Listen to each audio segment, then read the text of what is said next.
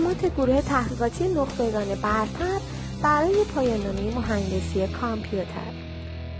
پیشنهاد موضوعات جدید پایان‌نامه ارشد مهندسی کامپیوتر و همراه مقاله بیس.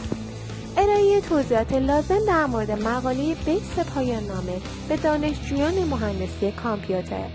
نگارش و انجام پروپوزال ارشد و دکترای مهندسی کامپیوتر.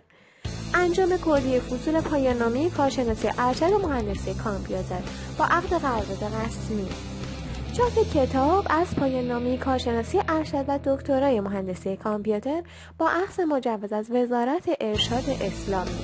تهیه و تنظیم پاورپوینت جلسه دفاع برای پایان‌نامه ارشد مهندسی کامپیوتر. غالب گذاری پروپوزال ارشد و دکترا برای پایان‌نامه مهندسی کامپیوتر. انجام کلیه اصلاحات اساتید راهنما و مشاور پایان‌نامه مهندسی کامپیوتر.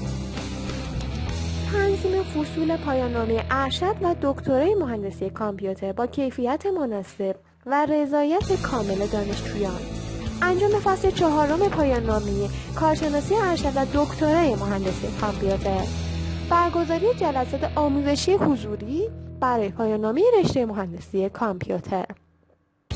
تنظیم فصول پایان‌نامه ارشد مهندسی کامپیوتر متناسب با فرمت دانشگاه‌ها. پذیرش اکسپت تضمینی مقالات در رشته مهندسی کامپیوتر از مجلات ISI و ISC. نگارش مقالات علمی پژوهشی و ISI و ISC در رشته مهندسی کامپیوتر. حمایت و پشتیبانی از دانشجو تا مرحله دفاع برای پایان‌نامه ارشد مهندسی کامپیوتر. استخراج مقاله از پایان‌نامه ارشد مهندسی کامپیوتر. استخراج مقاله از پایان‌نامه دکترای مهندسی کامپیوتر برای مجلات علمی پژوهشی کنفرانسی ISI، ISC، اسکوپیوس. تبدیل پایان‌نامه به کتاب در رشته مهندسی کامپیوتر با کیفیت مناسب و با چاپ دیجیتال.